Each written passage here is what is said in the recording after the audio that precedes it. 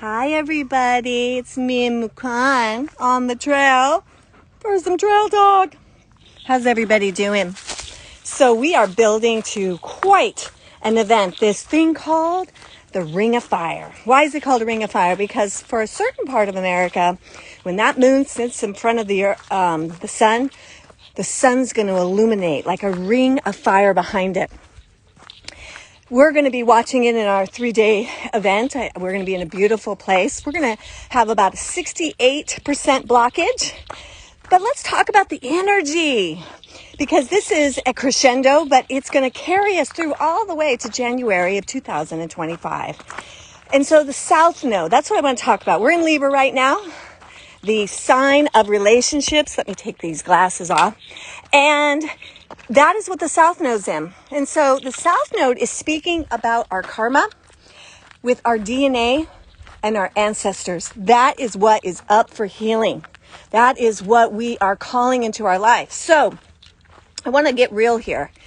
Sometimes we get accused of spiritual bypassing, us spiritual people, us light workers, us yogis. And sometimes we do in fact do that because we want to get to the peace before we're there. So here's what's going on. Your relationship with others, the ones close to you, is being triggered, right? And it is also how those relationships also color the kind of relationship you have with your inner circle, your community, and ultimately the world and the consciousness of humanity. So what's going on here is we have to understand what's our part. What is Marcia drawing this person to me for? Now, here's where the bypassing comes. Then I put it all on me and I don't see that the other person has responsibility in this, right? No, that's not what we're doing. But we do have to go through some steps with ourselves. So we have to understand, Marcia has to understand, okay, what is the lesson that I am drawing into my life over and over through these relationships? Why is this here? Then I have to go into using Kundalini Yoga to bring up and polish the ego and really show me the wound. And then I have to journal. I might need some therapy.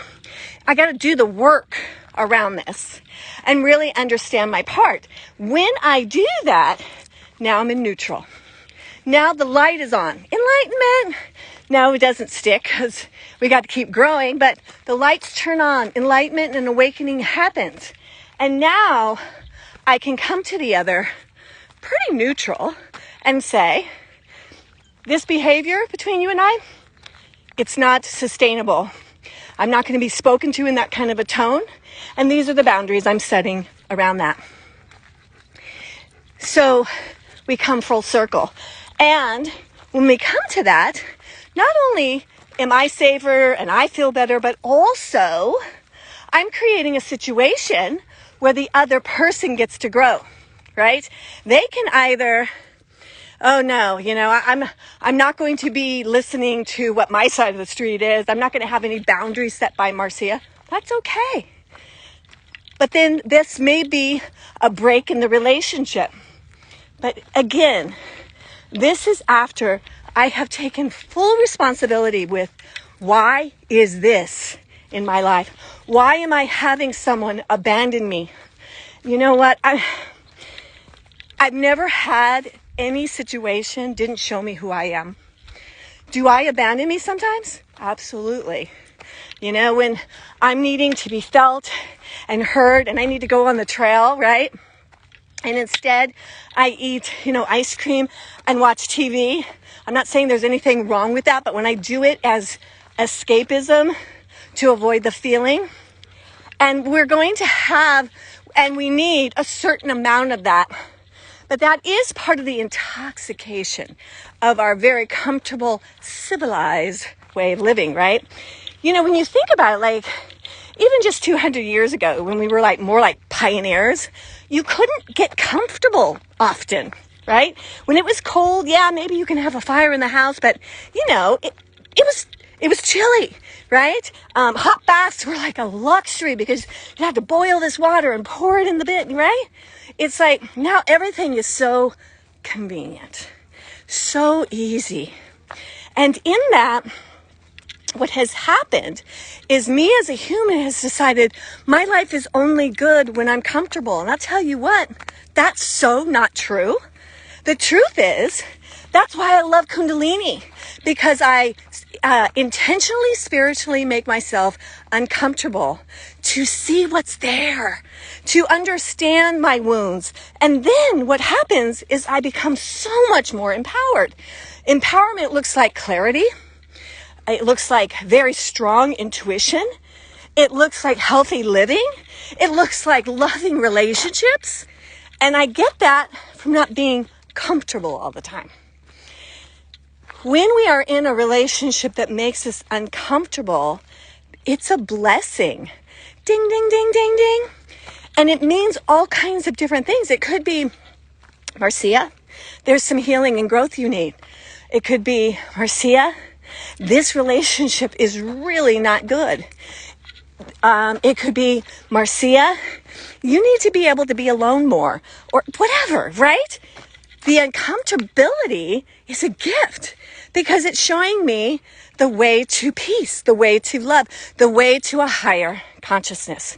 Today is a rest and receive day. What do I mean? Well, the sun is at 15 degrees.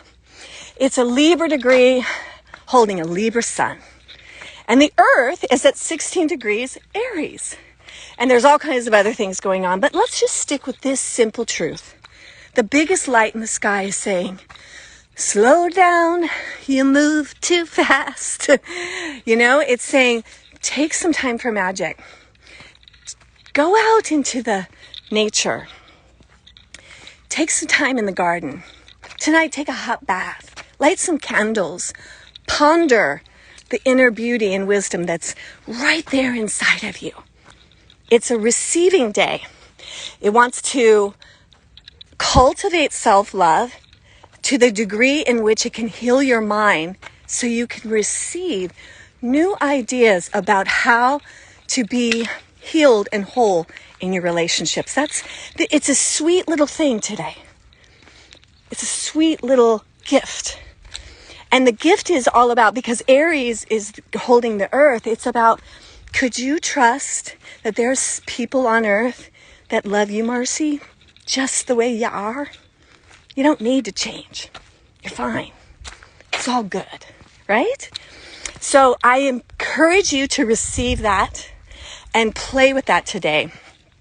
I love you so much.